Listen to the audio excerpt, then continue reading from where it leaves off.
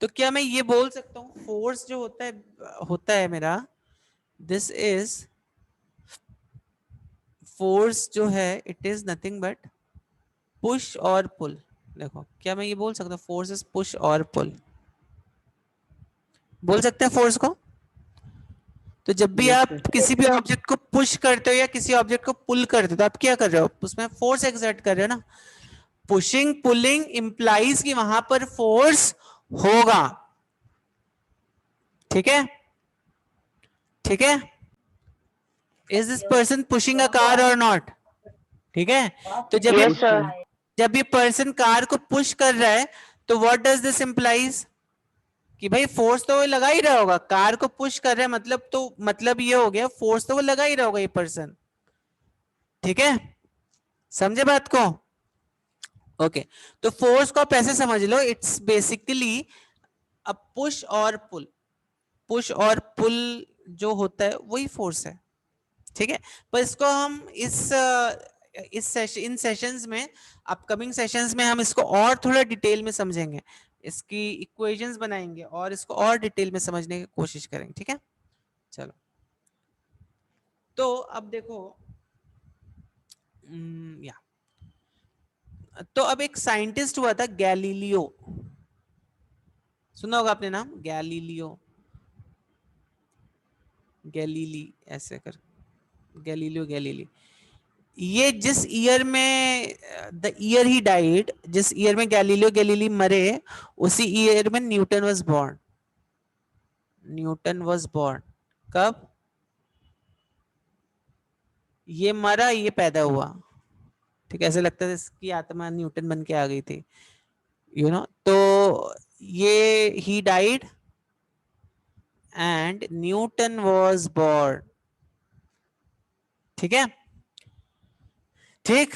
Galileo died, जिस year में वो मतलब जिस ईयर में गैलीलियो डाइड उसी ईयर में न्यूटन वाज बोर्न। अब देखो, ये जो लॉज हम अभी पढ़ने जा रहे हैं न्यूटन के laws, they are very basic and fundamental in nature. Correct, so Newton laws कोई, मतलब इट वाज नॉट मतलब जैसे अभी आपको मालूम है 1+1=2, फंडामेंटल मैथ्स ना, ये बहुत बेसिक सी मैथ्स है। जैसे आपको मल्टीप्लिकेशन मालूम होगा 2 × 4 = 8, this is a very basic of mathematics. इतना तो मतलब मालूम ही रहना चाहिए किसी पर्सन को, तभी वो आगे मैथ्स पढ़ सकता है। ठीक है, तो उसी तरह न्यूटन के जो लॉज हैं, न्यूटन लॉज जो हैं, they are very fundamental in nature. जब हम ये बोलते they are fundamental in nature, इसका मतलब हुआ, करेक्ट, मतलब दे आर, मतलब जस्ट लाइक इस इक्वेशन 1+1=2 होते हैं, फंडामेंटल है ना, very fundamental mathematics. Correct, 2 × 4 = 8, this is very fundamental of mathematics. अब ये कैसे आता है इसके लिए आपको प्रूफ करने की कोई जरूरत नहीं है, या आप मतलब या ऑब्जर्व करके, through some logic and all आप ये प्रूव कर सकते हो कि 2 × 4 = 8 होगा, 1+1=2 होगा, लाइक दैट। तो न्यूटन के लॉज जो है फंडामेंटल इन नेचर, और न्यूटन ने जो लॉज है ना ये अपने, ये गैलीलियो गैलीली से ही लिए थे। Galileo was the first person to deduce these laws. ठीक है, तो having said this, let's go ahead, समझते हैं न्यूटन के लॉज क्या हैं। ठीक है, ओके। तो अब देखो, तो गैलीलियो ने ना एक बहुत इंटरेस्टिंग से एक्सपेरिमेंट किया। उसने क्या एक्सपेरिमेंट किया, उसने बेसिकली उसने एक ऐसा, उसने एक एक इंक्लाइंड प्लेन लिया। ठीक है, फिर उसने यहाँ पर एक ऐसा और इंक्लाइंड प्लेन लिया, और उसने फिर एक ऐसा इंक्लाइंड प्लेन लिया। फिर उसने क्या किया, एक दूसरा इंक्लाइंड प्लेन उसने ऐसा लिया। ठीक है, उसने फिर अब ये जो इंक्लाइंड प्लेन था उसने थोड़ा ऐसा ले लिया।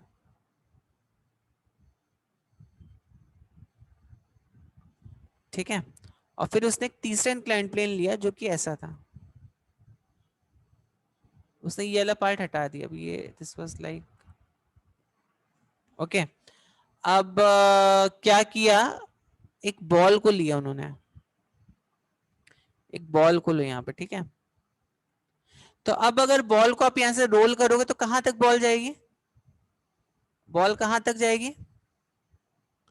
बॉल माइट गो टिल, ठीक है, फ्रिक्शन थोड़ा बहुत रहेगा उसमें, तो हो सकता है यहां तक ना पहुंचे, बट बॉल विल सर्टेनली गो, इस पॉइंट के आसपास तो पहुंच ही जाएगी ना, ठीक है, करेक्ट। अच्छा, अगर आप बॉल को यहाँ पे यहाँ से यहाँ पे छोड़ते हो, तो अगेन यू ऑब्जर्व इज कि जो बॉल है ना वो ऑलमोस्ट इस पॉइंट के आसपास पहुंच गई है बॉल। अब मैं यहाँ पर एज्यूम करूँ थोड़ा बहुत फ्रिक्शन रहेगा ना, तो फ्रिक्शन की वजह से ये जो बॉल है ये पूरा इस पॉइंट तक नहीं पहुंच पाएगी, थोड़ा बहुत friction will be there.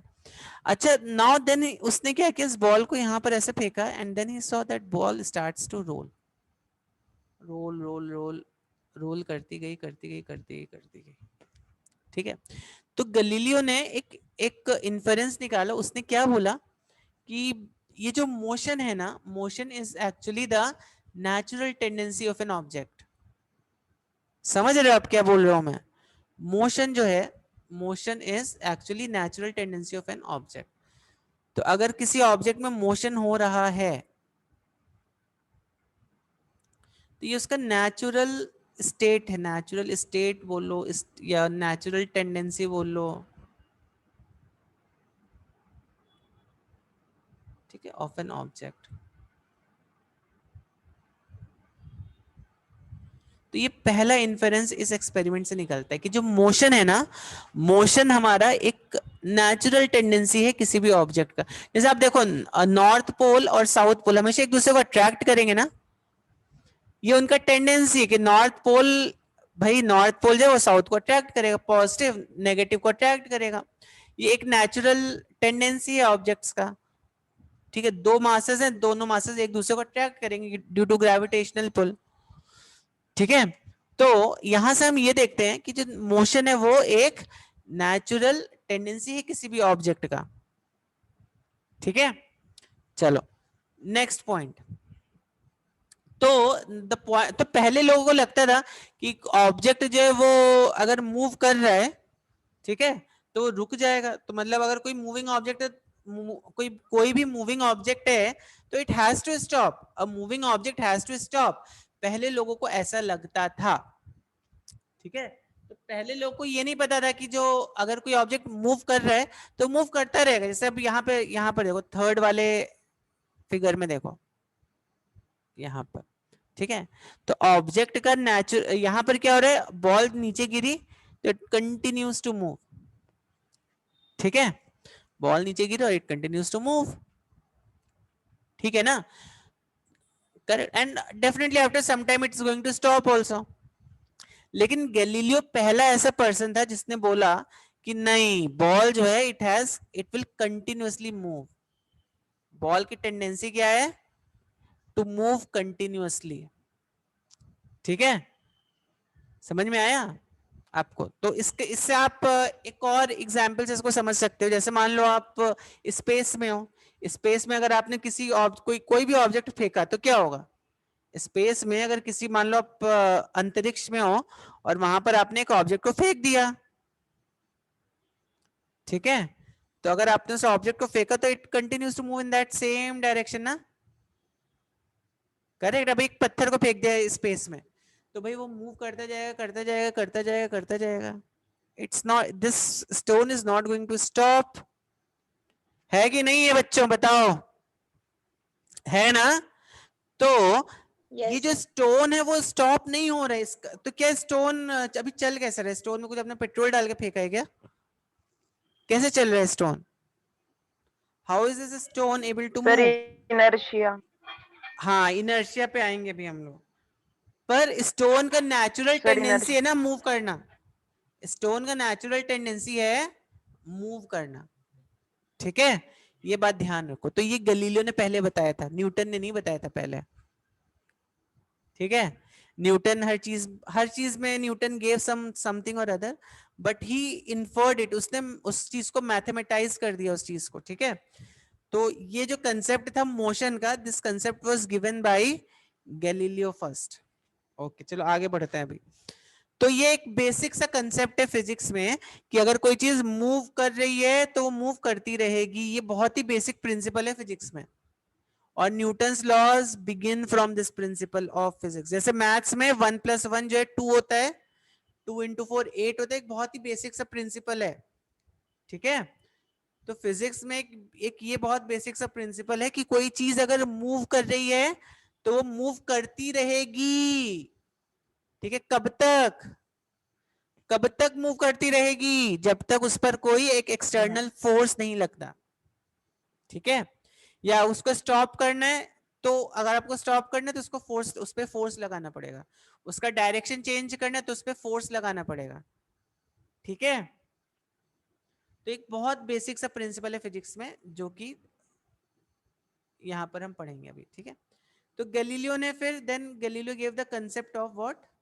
Galileo give the concept of inertia. Galileo ने किसका कंसेप्ट दिया? इनर्शिया का कंसेप्ट दिया। What is this inertia? Again inertia has to do with tendency of objects.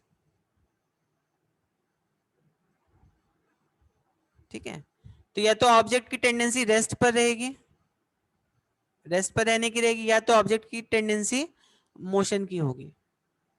यही तो टेंडेंसी हो सकती है, रेस्ट एंड मोशन। तो रेस्ट एंड मोशन का जो कंसेप्ट है ये बहुत पहले से चला आ रहा है। अभी अभी ऐसा नहीं कि आपने 8th स्टैंडर्ड में पढ़ना स्टार्ट किया। No, this concept is very old. Rest क्या है, मोशन क्या है, लोगों ने इसको, इस चीज को समझने की कोशिश गलीलियो के टाइम के पहले से ही कर दी थी। ठीक है, और इसीलिए बोलते हैं जो ये जो laws, first law of Newton है, is based on very fundamental principles of rest and motion. ठीक है, अच्छा गलीलियो ने ना यहाँ पर एक बहुत इंटरेस्टिंग सी चीज ऐड करी। उसने क्या,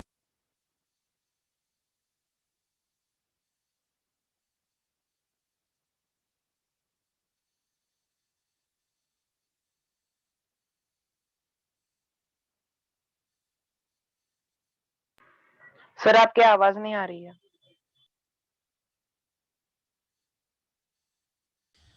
हाँ, तो मैं आपको बता रहा था कि रेस्ट एंड मोशन जो है ना बहुत ही बेसिक से प्रिंसिपल है फिजिक्स में, जो कि जिनके ऊपर ये जो न्यूटन्स लॉज हैं जिस पर बेस किया, फर्स्ट लॉ ऑफ न्यूटन जो स्पेशली बेस किया गया।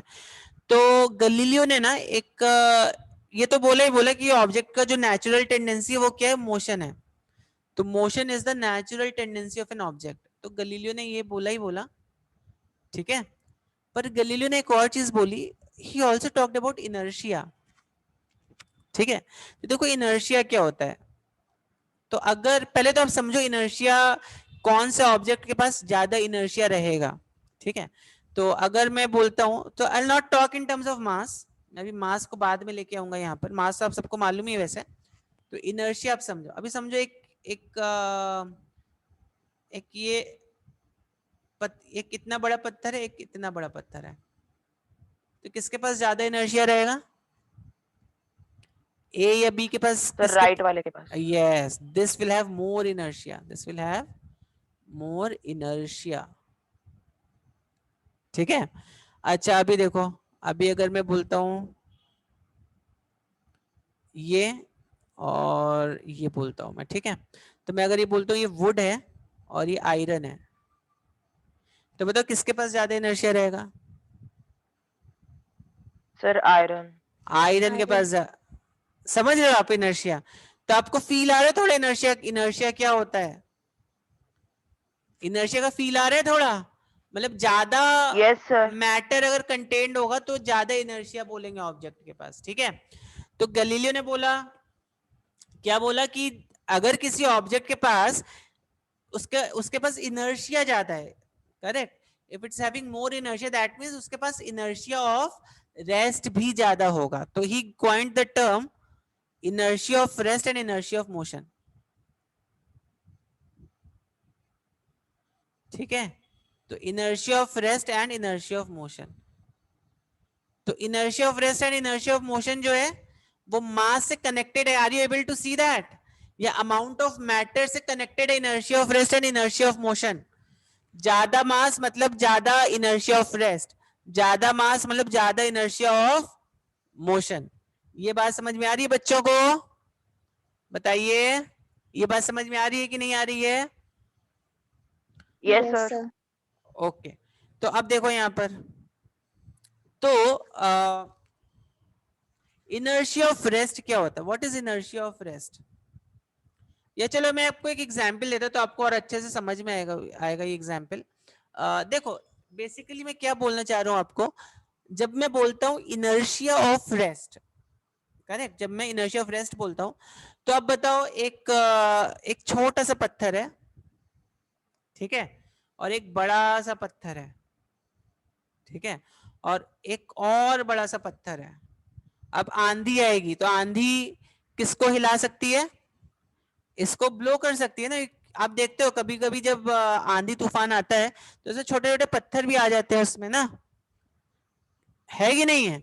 तो अगर मैं 3 पत्थर Yes, बोलता sir. हूँ यहाँ पर, अगर मैं यहाँ पे 3 पत्थर बोलता हूँ ए बी एंड सी, हो सकता है because of wind and all ये पत्थर थोड़ा शेक करने लगे, पर ये पत्थर अपनी जगह पे स्थिर रहेगा, ठीक है।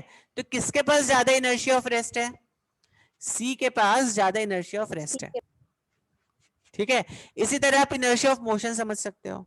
जैसे मान लो आप साइकिल चला रहे हो और एक आदमी ट्रक चला रहे हो, तो किसके पास ज्यादा इनर्शिया ऑफ मोशन रहेगा?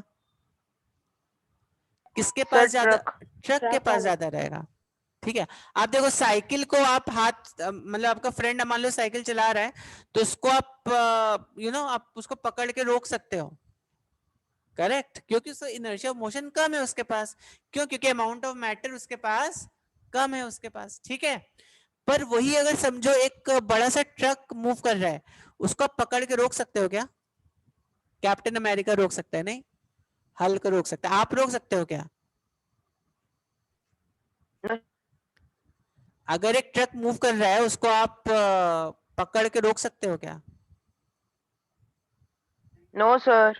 Not possible, that is not possible, ठीक है। समझ में आ रही है बात बच्चों को? ये बात समझ में आ रही है Yes, बच्चों? sir. तो यहाँ पर we are mainly talking about inertia of rest, inertia of rest and inertia of motion. तो देखो गैलीलियो ने जो ऑलमोस्ट बहुत बेसिक सी फिजिक्स दे दी थी उस टाइम पर। तो उसने क्या बोला? अभी आपको भी मालूम है, आपने काइनेमैटिक्स पढ़ी हुई है, आपको मालूम है अगर कोई चीज मूव कर रही है कांस्टेंट वेलोसिटी से, उसमें एक्सीलरेशन 0 होगा। नाउ यू से it in terms of mathematical language, but Galileo ने उस टाइम ही बोल दिया था कि अगर कोई चीज मूव कर रही है तो कंटिन्यूअसली मूव करती रहेगी, करेक्ट। और दूसरा उसने क्या कंसेप्ट दिया? उसने मास डायरेक्टली नहीं बोला, पर उसने उसने इनर्शिया का कंसेप्ट दिया। He didn't say anything about mass. और इनफैक्ट आज हम इनर्शिया को पढ़ते भी नहीं है, उसको कोई यूनिट यूनिट डाल के उसको नहीं पढ़ते हैं। अब आजकल हम मास के टर्म्स में चीजों को समझते हैं, ठीक है। तो इनर्शिया जो था, आपको समझना, inertia is directly linked with mass. तो उसने मास के बारे में भी थोड़ा बहुत बोल दिया कि भाई अगर कोई ऑब्जेक्ट है उसके पास इनर्शिया ज्यादा है, ठीक है, तो उसको उसके पास इनर्शिया ऑफ रेस्ट ज्यादा रहेगा। और अगर कोई ऑब्जेक्ट मूव कर रहा है उसका मास ज्यादा है, मतलब उसके पास इनर्शिया ऑफ मोशन ज्यादा रहेगा, ठीक है। इतनी बात बच्चों को समझ में आई? इतनी बात बच्चों को समझ में Yes, आई कि sir. नहीं? ओके, तो यहां तक किसी का कुछ डाउट है? Anything you want to ask? No doubt? Okay, तो समझ में आया आपको?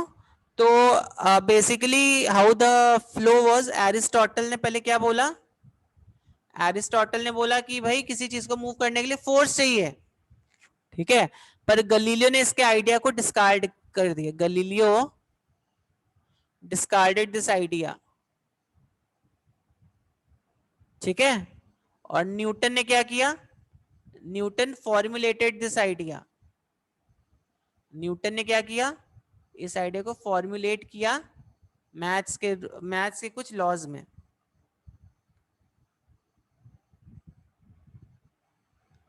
ठीक है, करेक्ट। चलो, तो देखो फिजिक्स में जो कोई गलत चीज देता है उसको भी क्रेडिट चला जाता है, क्योंकि अगर वो कंसेप्ट देता ही नहीं था तो फिर ये सब चीजें आती नहीं थी ना इसके लिए, ठीक है। तो फर्स्ट लॉ ऑफ न्यूटन देखते हैं। What is first law of Newton? तो it says that, it states basically an object, कोई बोलना चाहेगा न्यूटन का फर्स्ट लॉ मालूम है किसी को? एन ऑब्जेक्ट, आगे यस किसी को? Sir, tends to be in rest if it is in rest. हाँ, तो एन ऑब्जेक्ट, तो देखो ये क्या है, an object continues to be in state of rest, तो ये हम देख चुके हैं, an object continues to be in state of rest, तो उसमें कोई बड़ी आश्चर्य की बात नहीं है कि अगर कोई ऑब्जेक्ट रेस्ट पर है तो उसमें कोई सरप्राइज की बात नहीं है ना, ऑब्जेक्ट रेस्ट पर तो उसमें there is nothing to surprise about it, you know, correct. और an object continues to be in state of rest, लेकिन जो नेक्स्ट पार्ट है ना, जब गैलीलियो ने ये बोला था, people were really surprised with this idea, you know, in an object continues to be in state of rest और in a state of motion or in a state of motion or let me rather say in a state of uniform motion, uniform motion तो सबको मालूम है, तो यहाँ पे uniform motion क्या imply कर रहा है? in a straight line,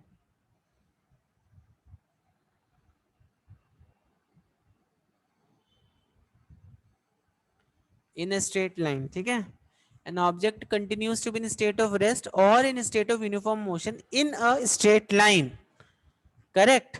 अब सरप्राइज होने की, तो यहां तक आपको सरप्राइज होने की जरूरत नहीं है कि अगर कोई ऑब्जेक्ट रेस्ट पर है या कोई object uniform motion in a straight line में है, तो यहां तक आपको सरप्राइज होने की जरूरत नहीं है।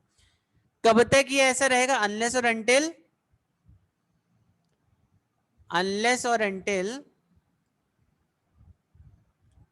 an external force, external unbalanced force acts on it, external unbalanced force acts on it, तो what is the thing to get surprised? अगर वो ऑब्जेक्ट अपने आप से रुक गया तो आपको सरप्राइज होना चाहिए ना। आप समझे स्पेस में हो, एक कोई तो पत्थर ऐसे आ रहा आपकी तरफ आते ही रुक गया, यू नो, तो then it's a thing to be surprised about, correct. भाई वो रुक कैसे गया? उसको तो चलना चाहिए था न्यूटन के लॉज के अकॉर्डिंग, करेक्ट, बिकॉज उसका जो नेचुरल टेंडेंसी, उसका नेचुरल टेंडेंसी क्या? मोशन का है, तो भाई अपने आप से कैसे रुक गया वो? ठीक है। या कोई ऑब्जेक्ट अगर रुक रहा है तो क्यों रुक रहा है? क्योंकि उस पर कोई ना कोई फोर्स लग रहा होगा। कोई ऑब्जेक्ट अगर उसका डायरेक्शन चेंज हो रहा है, क्योंकि यहाँ पे बोले स्ट्रेट लाइन में, अगर उसका डायरेक्शन भी चेंज हो रहा है मतलब उसमें कोई ना कोई फोर्स लग रहा होगा। मून इज रिवॉल्विंग अराउंड अर्थ, ठीक है, मून जो है पृथ्वी का चक्कर काट रहा है, ओके। तो मून पृथ्वी का चक्कर क्यों काट रहा है? मून पृथ्वी का चक्कर क्यों काट रहा है? क्योंकि इस पर कोई फोर्स लग रहा है। इवन तो देखो उसका मोशन यूनिफॉर्म है, वो हर 15 दिन बाद you see a new moon, ठीक है, लेकिन उसका बिकॉज डायरेक्शन चेंज हो रहा है तो इसलिए उस पर फोर्स लग रहा है, ठीक है। तो यहाँ पे जस्ट एक फोर्स का आइडिया आपको मिलता है न्यूटन के फर्स्ट लॉ से। This is Newton's first law, तो समझ में आ रहा है? तो अभी अगर कोई ऑब्जेक्ट रुक रहा है तो मतलब उस पर कोई फोर्स लग रहा है, कोई ऑब्जेक्ट का डायरेक्शन चेंज हो रहा है मतलब उस पर फोर्स लग रहा है। तो यहाँ पे तीन चीजें बोल रही हैं, आप बोल सकते हो, कहाँ गए मार्कर, या मतलब समझो रेस्ट से अगर कोई ऑब्जेक्ट मोशन में आ रहा है, ठीक है, मोशन से रेस्ट पे आ रहा है और उसका अगर डायरेक्शन चेंज हो रहा है तो आप क्या इंप्लाई कर सकते हो यहां पर? What can you imply? That उस पर कुछ ना कुछ भाई फोर्स लग रहा है, ठीक है। चलो, तो I hope this point is clear, ठीक है। तो फर्स्ट लॉ जो है ना, देखो एक फोर्स को आपको बता देता है कि फोर्स नाम की कोई चीज होती है, फिजिकल क्वांटिटी, यू नो। पर न्यूटन का सेकंड लॉ है, it helps you to measure force, correct. If I talk about Newton second law, तो जैसे मैंने आपको बोला, Newton formulated concept of Galileo into a mathematical law, ठीक है। तो न्यूटन ने क्या बोला? In fact what is the definition of second law? Anyone? Anyone wants to speak up? What's the second law का definition? Yes बच्चों, जल्दी बताओ अगर आपको मालूम है तो. Yes, anyone here wants to speak up? Second law का definition. चलो तो देखो, तो सेकेंड लॉ बेसिकली क्या होता है, या how do we define second law. It states basically an object, ऐसे नहीं, इसको फॉर्मूला इसको लिखते हैं हम लोग, इसको ऐसे लिखते हैं. चलो, rate of change of momentum, rate of, तो ए है ठीक है, rate of change of momentum is directly proportional to force applied. ठीक है, तो rate of change of momentum is directly proportional to force applied. तभी जो मोमेंटम वाला जो टर्म है ना, न्यूटन ने कॉइन किया था. ठीक है, और न्यूटन ने, आपको मालूम होना चाहिए, एक बुक लिखी थी प्रिंसिपिया करके. मैंने तो नहीं पढ़ी है, आप लोग पढ़ लेना अगर आपके पास टाइम है तो समझ में नहीं आएगी आपको. यही सब लिखा है न्यूटन ने अपनी बुक प्रिंसिपिया में, सो एनीवेज, सो मोमेंटम वाला जो टर्म है ना, ये न्यूटन ने कॉइन किया था. Okay, this term momentum, it was coined bye Newton. अब देखो मोमेंटम क्या होता है. मोमेंटम, पहली तो बात है, momentum is a vector quantity. अच्छा, इसका प्लूरल मोमेंटा होता है. Momenta is the plural for this. It's a vector quantity. P से रिप्रेजेंट करते हैं, इस ऊपर एक साइन बना दो, मतलब वेक्टर हो गया. And is equal to mass into velocity. मतलब मोमेंटम का डायरेक्शन कहां होगा? What will be the direction of momentum?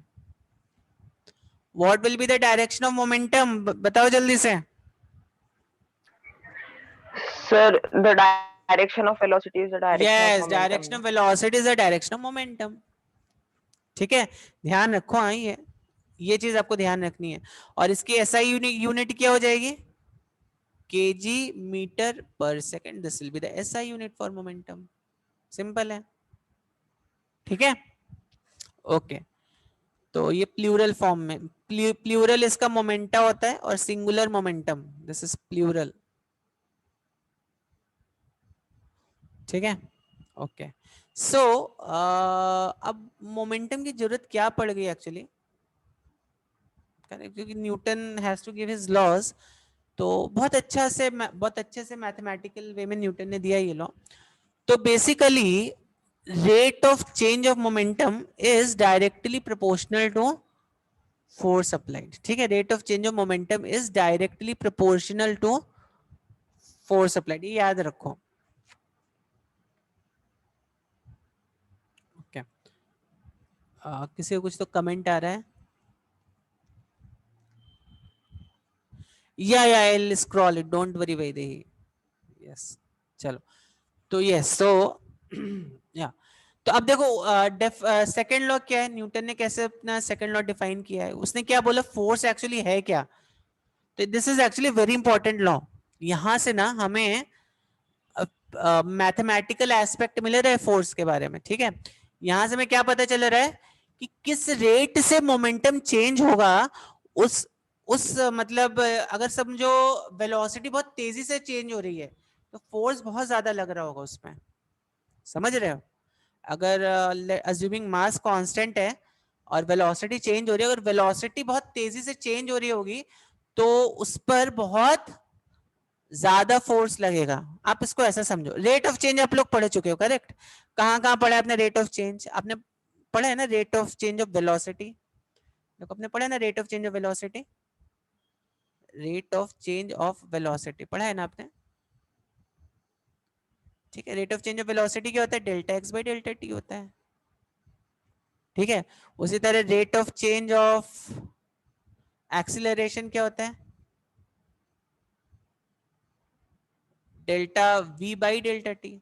अब देखो ये क्या इम्प्लाई क्या कर रही है, सपोज अगर मान लो आप 0 से 10 मीटर्स अगर आप 2 सेकंड में मूव करते हो और 1 सेकंड में मूव करते हो, तो अगर आप 2 सेकंड में मूव कर रहे हो आपकी वेलोसिटी कितनी हो जाएगी, आपकी वेलोसिटी हो जाएगी 5 मीटर पर सेकंड। बट 1 सेकंड में मूव करते हो तो आपकी वेलोसिटी हो जाएगी 10 मीटर पर सेकंड। मतलब कहने का मतलब क्या हुआ कि अगर आपका टाइम बहुत कम है, मतलब आप ये वाला और ये वाला डिस्टेंस कम टाइम में कवर करते हो, तो मतलब आपकी वेलोसिटी ज्यादा होगी, समझ रहे हो। और अगर आपका लेट्स से आप आप जीरो वेलोसिटी से मान लो 5 मीटर पर सेकंड की वेलोसिटी ये अटेन करते हो 1 सेकंड में, ये अटेन करते हो 2 सेकंड्स में, तो कहां पर आपका एक्सीलरेशन ज्यादा होगा, 1 सेकंड में आपका एक्सीलरेशन ज्यादा होगा ना। देखो यहाँ पे delta V upon delta T करके देख लो, समझ रहे हो, are you understanding this point. ठीक है, तो Yes, sir. कितनी देर में आपका वेलोसिटी चेंज हो रहा है, तो वहां पे time factor is also important, कितने टाइम में आप उस चीज को कर पा रहे हो, that's also an important factor over there. ठीक है, तो अब न्यूटन ने क्या बोला भाई, मोमेंटम, मोमेंटम क्या, मास इनटू वेलोसिटी, करेक्ट। तो कितनी देर में, मतलब मोमेंटम तो चलो ठीक है, इट्स लाइक डिस्प्लेसमेंट हो गया, वेलोसिटी हो गया, बट किस रेट से मोमेंटम चेंज हो रहा है, आर यू गेटिंग दिस, किस रेट से मोमेंटम चेंज हो रहा है, वो हमें बताएगा कि कितना ज्यादा फोर्स है उस ऑब्जेक्ट पर। आप पहले से इसको फील करने का कोशिश करो, ठीक है, are you getting this, are you getting this. तो इसके बहुत अच्छे अच्छे एग्जाम्पल्स हैं, जैसे फॉर एग्जाम्पल अभी समझो एक मोटा आदमी और एक पतला आदमी है, एक मोटा आदमी और एक पतला आदमी है, ठीक है, एक second, you see a fat person and a thin person, they are running, you know. तो अब देखो ऑब्वियस सी बात है भाई, पतला जो पर्सन है वो ज्यादा तेजी से दौड़ सकता है ना, ये मोटा आदमी अगर उसकी स्पीड से दौड़ने लग जाए समझ लो, तो उसको बहुत दम लगेगा ना, he will be very much exhausted, you know. So why is it like that a fat person when he takes the velocity of a thin or lean person, correct, उसको बहुत he gets exhausted so quickly, why he is getting exhausted so quickly, बताओ मुझे। Sir, due to inertia, no? yes, देखो किसके पास momentum ज्यादा है, which person is having more momentum, person A or person B, obviously person A has more momentum, ठीक है।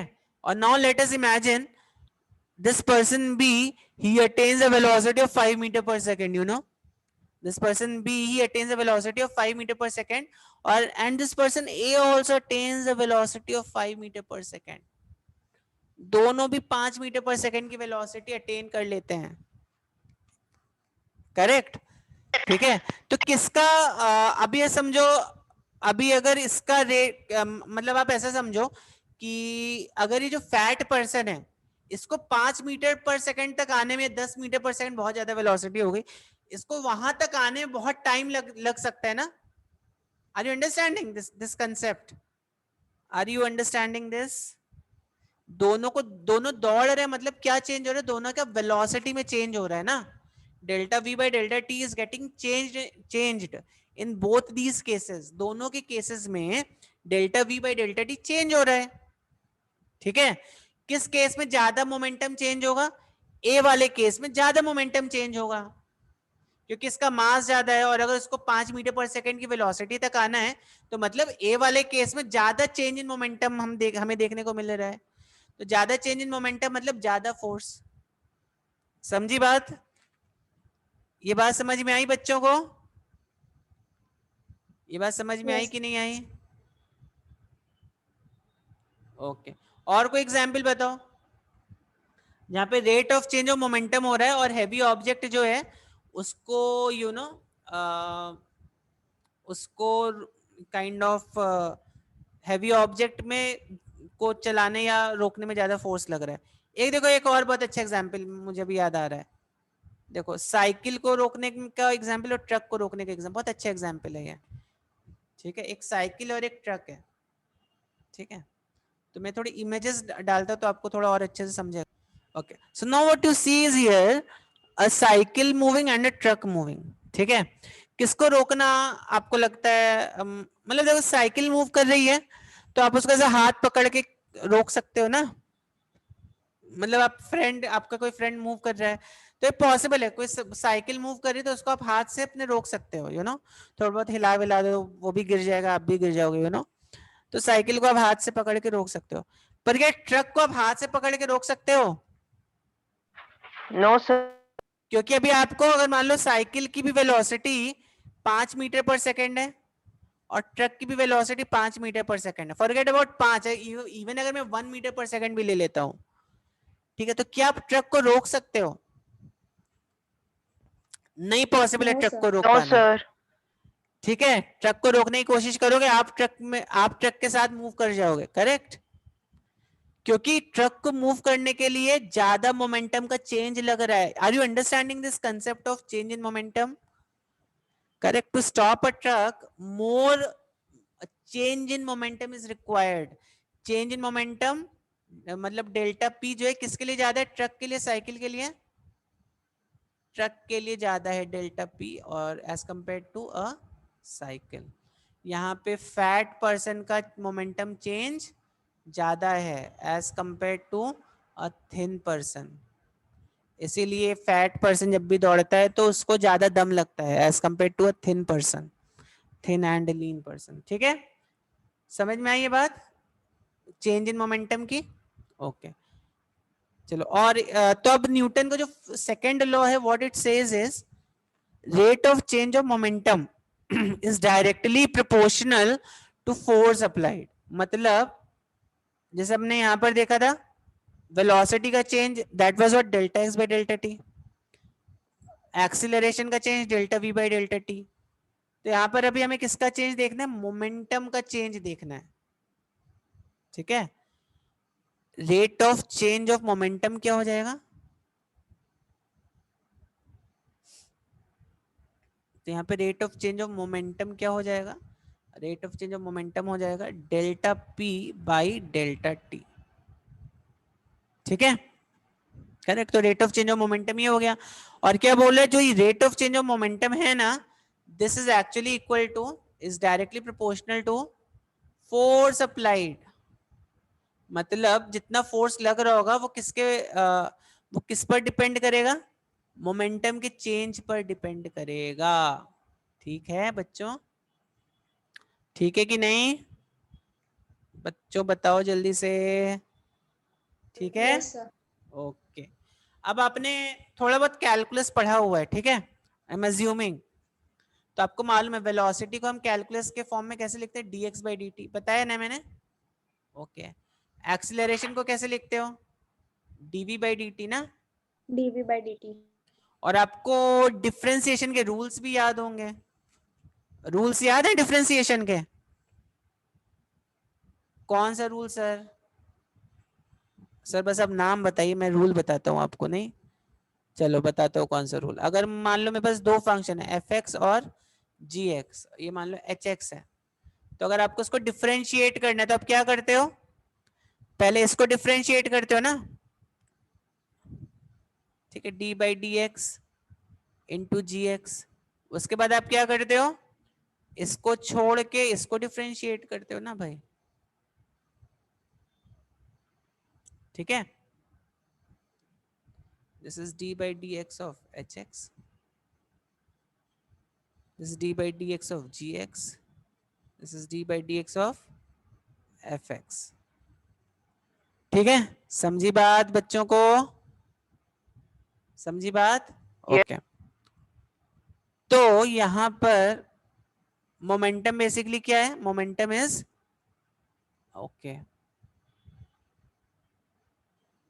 Momentum हमने बोला था ना, अभी मैंने बोला था आपको मोमेंटम क्या है, मास इनटू वेलोसिटी, मोमेंटम क्या है, मास इनटू वेलोसिटी, और हमें मालूम है जब हम rate of change of momentum निकाल लेंगे तो हमें क्या मिल जाएगा, dp by dt will be actually equal to force applied. Yeah, that's directly proportional to force applied. ठीक है, ठीक, चलो। तो अब देखो, अब क्या हो सकता है, जनरली जो हम आसपास की जो चीजें देखते हैं वहां पे मास हमेशा कांस्टेंट रहता है। मास क्या होता है, हमेशा कांस्टेंट होता है, ठीक है। पर ऐसा भी तो हो सकता है ना, मास मेरा चेंज हो रहा हो। Can you tell me some objects जहां पे ऑब्जेक्ट का मास भी चेंज होता रहता है? कोई ऐसा ऑब्जेक्ट बताओ वो चल रहा है, उसका मास चेंज हो रहा है। ये तो रिडल के जैसा हो गया नहीं? सर एक ऑब्जेक्ट जो चल रहा है बट उसका मास भी चेंज हो रहा है और साइमल्टेनियसली। हाँ बताओ। सर कार चल रही है। चौक जब हम बोर्ड पे चलाते हैं तो उसका मास भी चेंज होता है। ठीक है, वेरी गुड, चौक। और बताओ कुछ। कार। क्या? कार? अच्छा, मतलब आपके कहने का मतलब है बस बस में कुछ मान लो 100 लोग हैं तो हर नहीं 100 नहीं मीटर की सर, दूरी पे एक आदमी आप कूदता जा सर रहा है, ठीक वो है। पेट्रोल तो जलता है ना सर, हाँ, पेट्रोल तो जलता उसका है एक ना। बहुत अच्छा एग्जाम्पल है रॉकेट का। देखो रॉकेट में मालूम है आपको कितना कितना पेट्रोल लगता है? Do you know how much fuel a rocket costs? बहुत लगता है ना, आई मीन इट, थोड़ी सी दूर उसका देखो स्पीड कितना ज्यादा है रॉकेट का। रॉकेट का speed is almost, it's more than 11 kilometre पर सेकंड। तो ये स्पीड अटेन करने के लिए ऑलमोस्ट 10-10, 12-12, 15-15 किलो फ्यूल हमें जलाना पड़ता है, ठीक है। तो हर सेकंड 15 किलो का मास कम हो रहा है ऐसे ही उसमें, 10-10, 12-15 जो भी जितना भी है, पर इतना ऑलमोस्ट इतना तो रहेगा ही रहेगा जब तक वो ग्रेविटेशनल पुल के बाहर नहीं चला जाता अर्थ की, ठीक है। तब तक तो हमें जलाना ही पड़ेगा फ्यूल, ठीक है। तो तो इस केस में देखो मास भी चेंज हो रहा है और वेलोसिटी भी चेंज हो रही है, ठीक है। करेक्ट। तो मोस्ट ऑफ द केसेस में डेफिनेटली, अब आप कार वार के केस में देखोगे तो पेट्रोल चेंज हो रहा है, बट उतना हम नेग्लेक्ट कर सकते हैं, उतना चेंज ऑफ मास हम नेग्लेक्ट। अब समझो कार का मास है 100 ग्राम, 100 ग्राम बोल रहा हूँ, 100 किलो, ठीक है। अब पेट्रोल चेंज हो रहा है 50 ग्राम की रेट से, तो उतना we can neglect it. 100 kilogram 200 kilo की कार होगी अगर आपकी, अब पेट्रोल चेंज हो रहा है भाई कितने कितने रेट से, पेट्रोल चेंज हो रहा है 200 किलोग्राम की कार है, पेट्रोल चेंज हो रहा है 50 ग्राम एवरी सेकंड से, तो उतना हम फिर नेग्लेक्ट कर सकते हैं, ठीक है। उससे इतना कुछ खास फर्क नहीं पड़ेगा उसमें, करेक्ट। तो but most of the time कैसा रहता है, मास भी चेंज होता है और वेलोसिटी भी चेंज होती है, ठीक है। तो अब हमें क्या करना है, रेट ऑफ चेंज निकालना है। तो हम क्या कर देंगे, डीपी बाई डी कर देंगे यहां पर, ठीक है। यहां पर हम क्या कर देंगे, डीपी बाई डी कर देंगे। नाउ डीपी बाई डी से हमें क्या मिलेगा, क्योंकि मास भी चेंज हो रहा है, वी भी चेंज हो रहा है साइमल्टेनियसली, तो पहले हमें मास को डिफरेंशिएट करना पड़ेगा। तो d M by D t into v, ठीक है, plus m into d v by D t, ठीक है। ये मेरा आ गया इक्वेशन, यस यस यस, ठीक है। तो ये मेरा इक्वेशन आ गया। और अब यहां पर just give me 2 minutes, I will finish it off quickly. ये क्या आ गया, मैं D M by D T आ गया इंटू वी प्लस एम, और डीवी बाई डी टी क्या होता है, एक्सेलरेशन हम बोल सकते हैं, या आप इसको ऐसे भी लिख लो, जस्ट राइट, इसको ऐसे लिखा रहने दो। अगर मेरा अगर मैं ऐसा बोलता हूँ कि ये वाला जो टर्म है ये जीरो है ऑलमोस्ट, मतलब मास कांस्टेंट है तो मास चेंज ही नहीं हो रहा है, तो DM by D T zero हो जाएगा, यू नो। तो डीपी बाई डी टी कितना आ जाएगा आपका, ये कब ट्रू है ये वाला केस, ये केस तभी ट्रू है जब when मेरा mass is constant. Mass is constant. तो डीपी बाई डी टी कितना आ जाएगा, M DV by D T आ जाएगा। और आपको मालूम है डीवी बाई डी टी क्या होता है, एक्सीलरेशन होता है। तो यहां पर मैं क्या बोल सकता हूँ, डीपी बाई डी टी जो है which is directly proportional to force, correct। तो I can say force, इसको पहले लिखता हूँ चलो मैं। तो अगर मैं बोलता हूँ force is directly proportional to d p by d, तो मैं क्या ये बोल सकता हूँ force is directly proportional to mass into acceleration. और जब ये proportion, actually it is seen, जब आप प्रोपोर्शनैलिटी साइन हटाते हो तो you get a constant which is k m, इस कांस्टेंट की वैल्यू आती है हमेशा 1। तो यहाँ पे जो ये एफ नेट आ रहा है ये आ रहा है मेरा मास into acceleration. So this is all about Newton second law. पर न्यूटन का second law in its complete form ये है. तो बहुत से बच्चों बहुत सी बार आपको इस पर भी क्वेश्चन मिलते हैं. So this is complete form of Newton's second law. This is deduced from here. ये कहां से आ रहा है? यहीं से आ रहा है ये. यहां से ये आ रहा है. ठीक है, चलो. तो नेक्स्ट सेशन में हम लोग क्या देखेंगे? इस फॉर्मूले पे थोड़े और बात करेंगे and will C Newton's third law. ठीक है, उसके बाद फिर इसमें कुछ फ्री बॉडी डायग्राम्स भी देखेंगे हम लोग. Okay, so with this we end this session. Second session में जरूर आना आप लोग, बिकॉज उस पे हम लोग विल बी सीइंग व्हाट, इसके आगे कंटिन्यू करेंगे and will see third law of Newton. Okay, चलो, with this I will stop this here.